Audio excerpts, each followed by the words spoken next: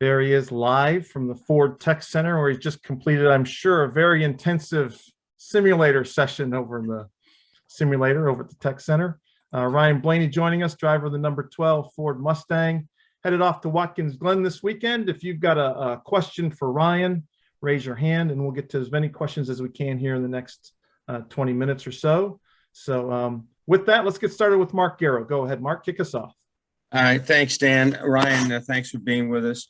This year, we've had so many more road races than we've ever had on the Cup schedule. Just how does it feel to have done this many road races with still a couple left, or actually 3 left?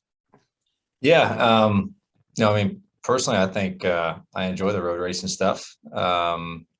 It's nice we've added some new racetracks, and nice going back to the Glen. We haven't been there, in a year. We didn't go there last year, so it'd be nice to go back.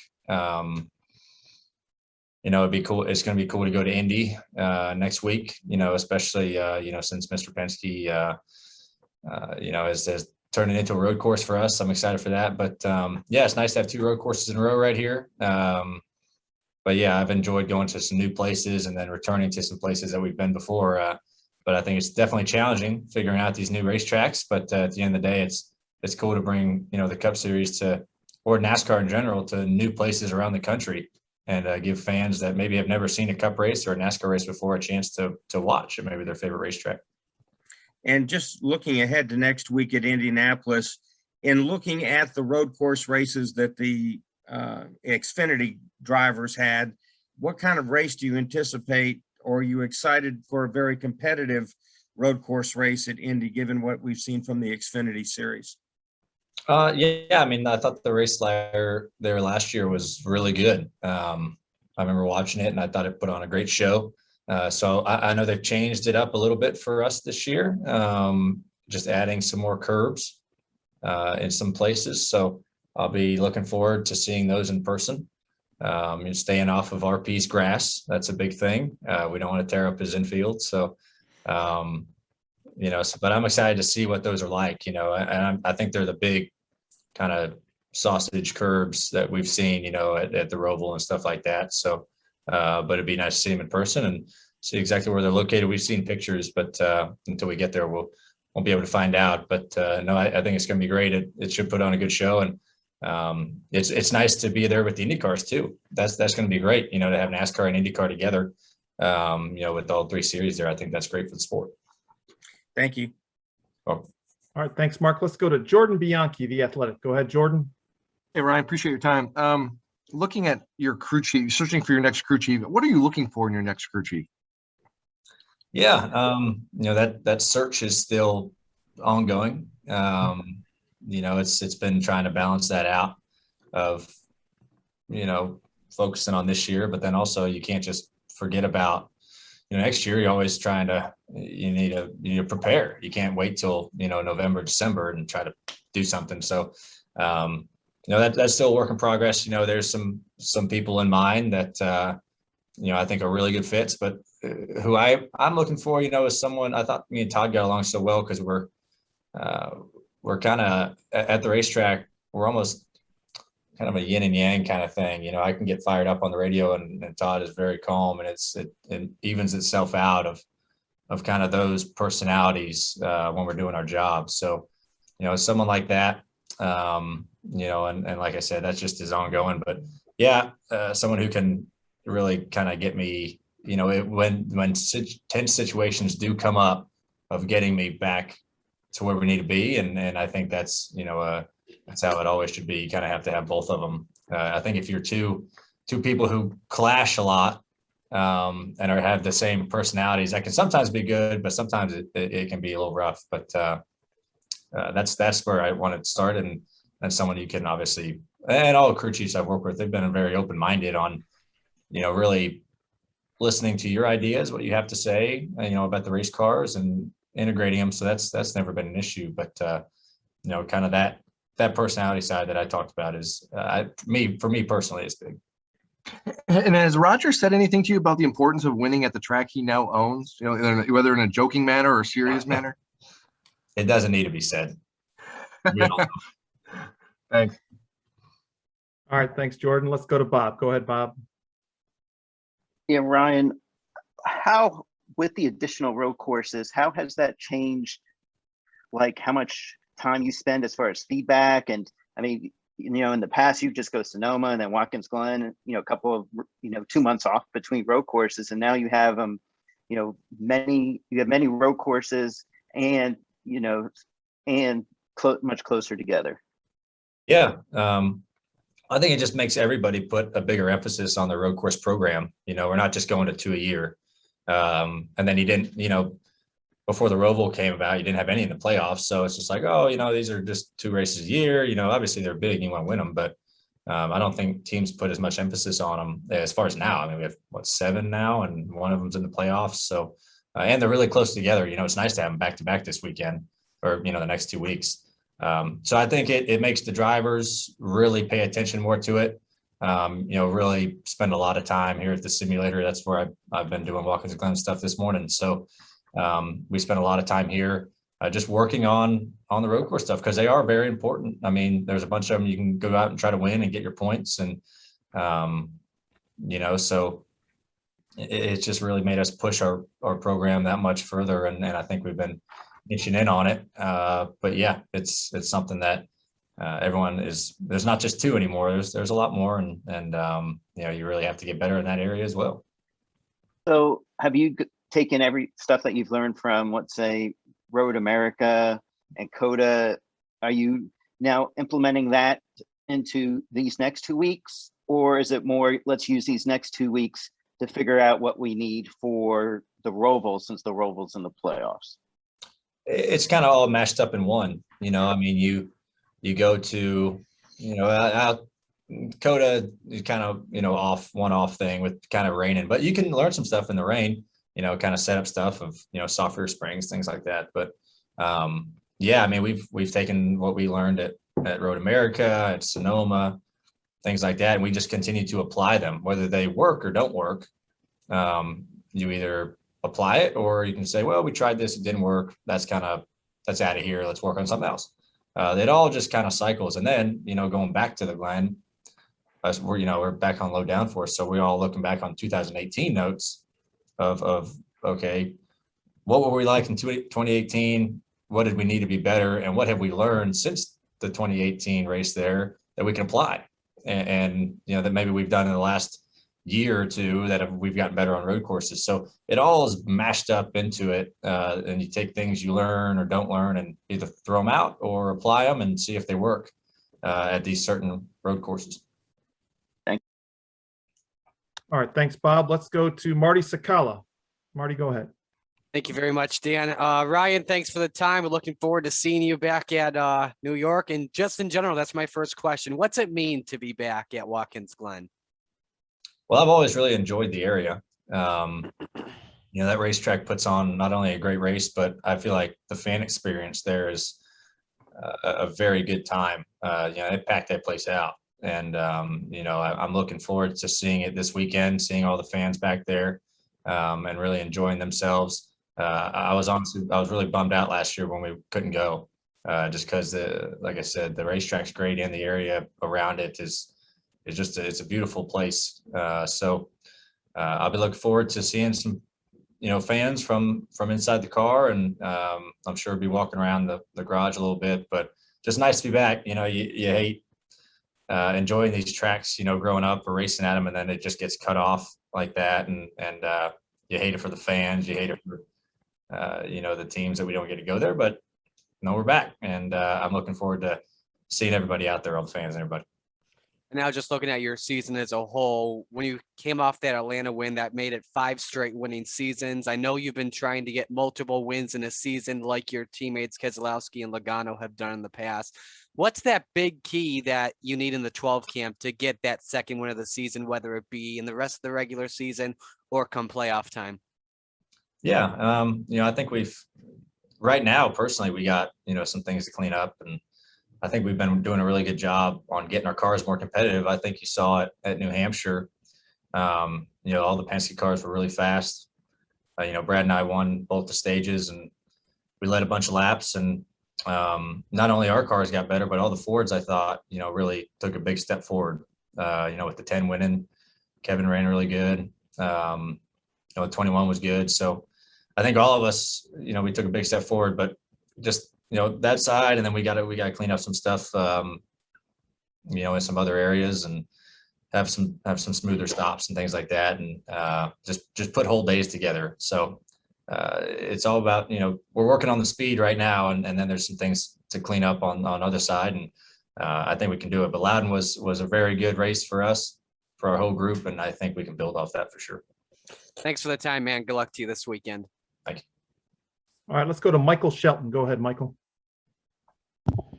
Hey, Ryan, I just wanted to ask, with the plans for Team Penske pretty much now set in stone for next season, with Austin Cindric moving to the 2 and Harrison Burton coming over and driving the number 21. I mean, obviously with crew chief aside that you still have yet to figure out, how important is it that to have next season's moves out of the way now, and so that you can so the team can focus on the remainder of this season?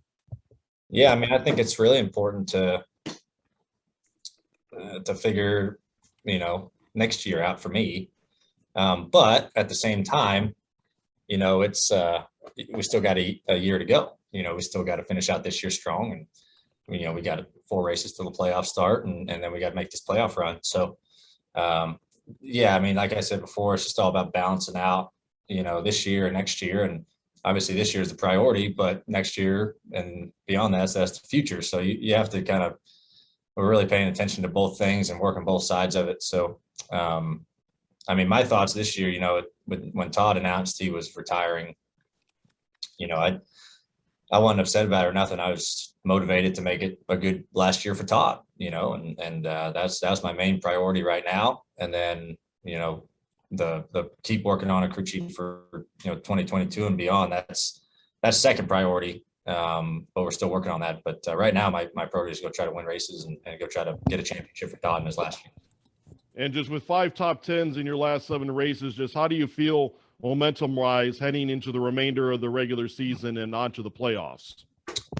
Yeah, we kind of went through a rough spell there for a month or two, and just couldn't really get any speed out of our cars and struggling and doing that stuff. And yeah, the past, handful of races, 5, 6, 7 races, they've been pretty decent for us. Really all but, Road America here recently has been a pretty good showing for our group. So I've been proud of all the effort, working really hard to find speed in our cars. And you just hope to keep improving that, right?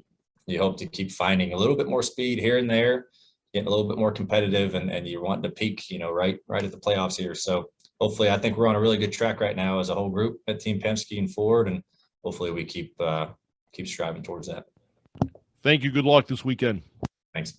All right, we have a handful of questions left. So what I'd like to try to do is if we can keep it to one question, and then if we've got some time here on the back end, we can come back for follow-ups. Okay, so let's just go down the row here, and let's go to RJ. Go ahead, RJ.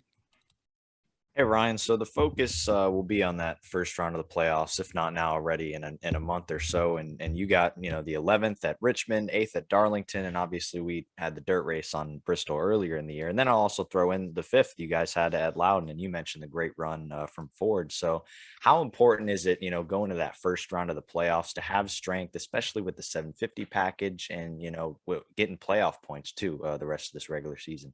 Yeah, I mean, for sure. I mean, you make a great point on, the first round is all 750 packages.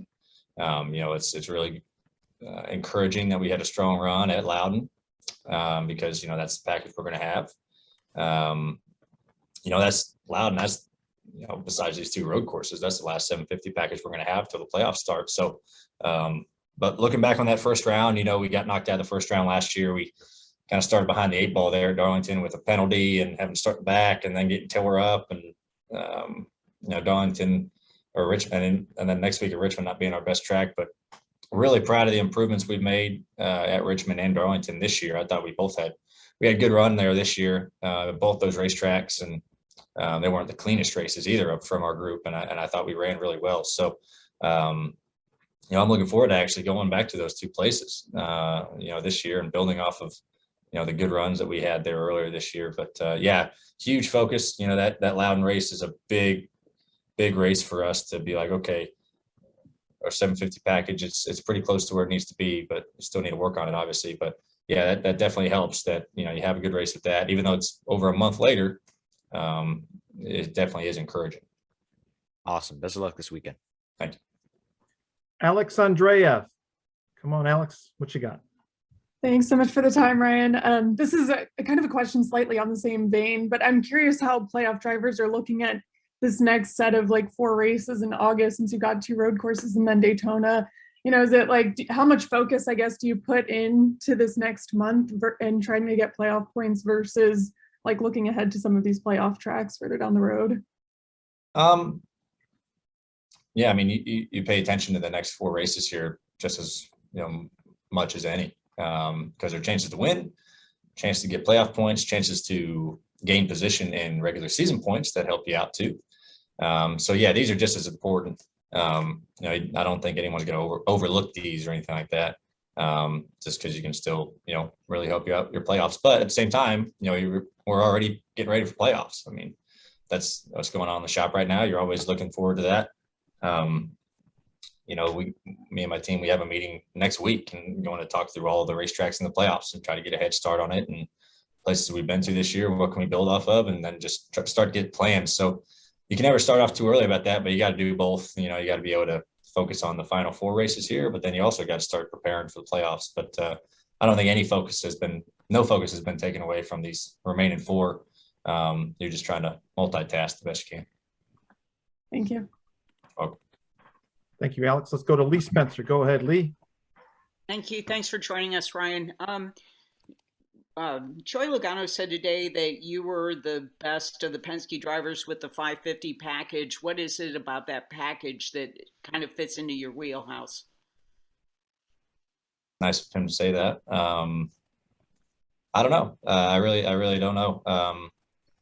I think honestly, it kind of bites me in some other areas, but I mean, I've always kind of been a heavy right foot person. You know, just driving really hard and always on the gas pedal and able to drive a very loose race car. And that package, you kind of need that. You know, the spoiler is big enough to where you can really drive them pretty loose and be able to, you know, to handle it. So every driver is different, but that's just kind of always have what that style has always suited me. And it's, you know, kind of the way that you have to run these 550 packages. So yeah, I think that's probably one of the bigger things that benefit me on the 550 high downforce stuff.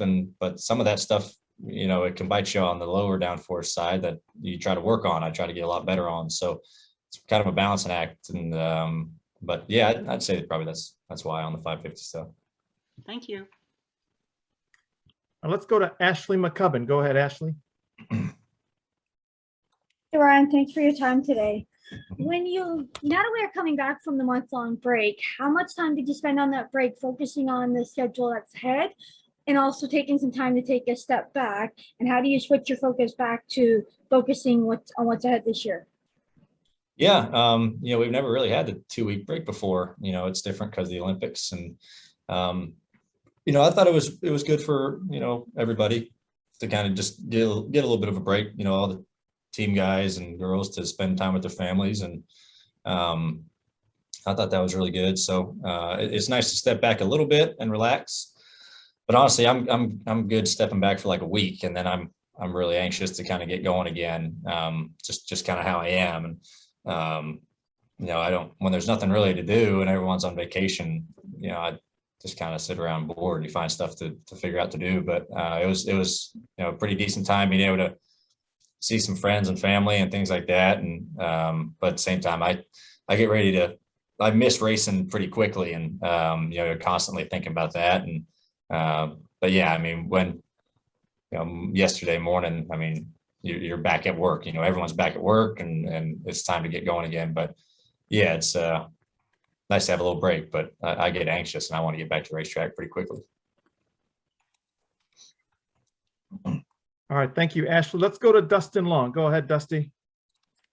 Thank you. Ryan, certainly there's been some discussion in sports here recently, and has been a discussion in the past about mental health, but certainly more in the last, you know, certainly during the Olympics. And I'm curious, you know, this is a sport that people talk about as a grinding sport and can be a grinding sport.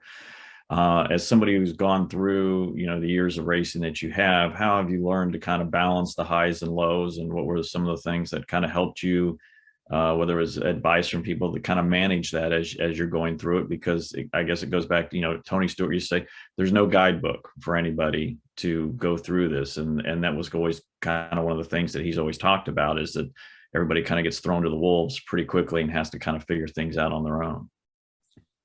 Yeah. As far as that side goes, I was very fortunate. I got a little bit of an insight from my dad watching, him do it, but you never know, right? Until you're in it, you never really know. I watched him all I could, and you think, until you're a part of it, and you don't really know. And you kind of have to learn that side by yourself, and everyone's their own person, and everyone has their own thoughts and mentality, and everyone handles things differently. And the mental health side, some of the things that our sport is, you have to really deal with, and it just is what it is. You're going to lose a lot more than you win. And you have to deal with the disappointment of you're going to fail more than you succeed in this sport. And that can sometimes get you down and weigh on you and things like that. And if you go through a little rough patch of a year or months or whatever, you can really start to lose confidence in yourself.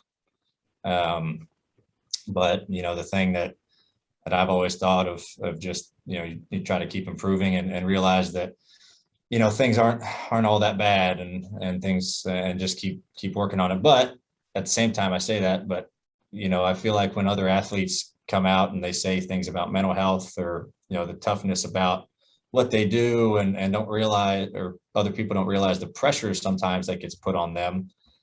These people say, "Oh, just do your job. Just do your job."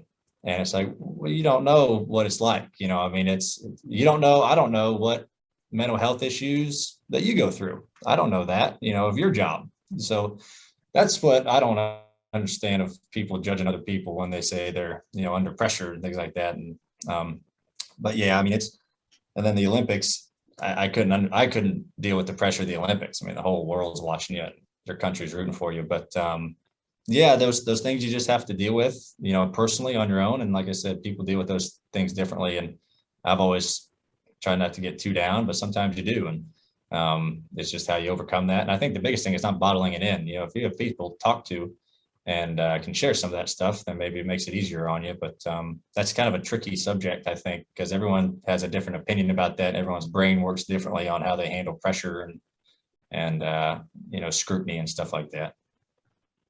Thank you. Dustin, if you got a follow-up, we got time for one more. If you got something you want to follow up with. Just want to ask, as you look at Watkins Glen and you talk about the prep work for it, I'm guessing, what are you having to do at this point? You've raced there, even though it's been a year off. What more is there to do? And at this point, because you're familiar with it, why are you spending as much time in the sim on Watkins Glen as opposed to other things?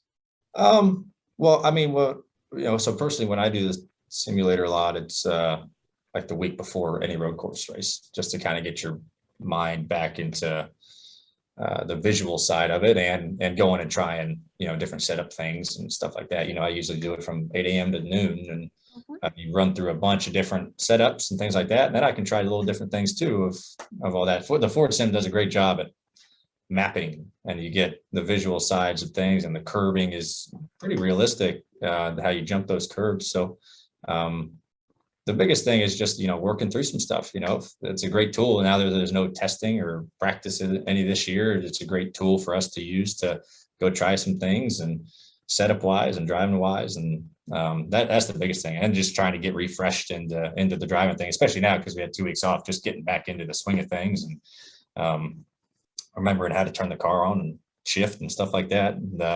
But no, it's just good visually for me. It really helps me out. Thank you. All right, let's try to close it out real quick with John. Go ahead, John. One quick question. Yeah, Ryan, how the 13 guys have won this year, and how good does it feel to have one of those wins? And what do you expect on Sunday? Yeah, it's nice to get, be a part of that group. It was nice to get our win early, that's for sure. And, obviously everyone wishes they had more wins and things like that. But, what I expect from the Glen, it's nice to be starting up front. That's for sure. I think I start third on Sunday. I saw, so that's really nice. I think all Penske starts 1, 2, 3. So it's nice to be starting at the front there. That place you'll see a lot of different pit strategies and shuffling around, things like that. So, but it's a big part of that race too is trying to keep your nose clean. Because at some point you're probably going to get shuffled to the mid pack or to the back and things like that. So just trying to keep nose clean. Hopefully see what the weather does. I know it's kind of half and half on what it's going to do, but we already have some experience in the rain. So no, not afraid of that anymore, but I think it's going to be a good show. And like I said, I'm just happy to be up back in Watkins Glen. They have a great facility and great fans, and it's going to be nice to see everybody again. Hopefully we have a good run. Thanks.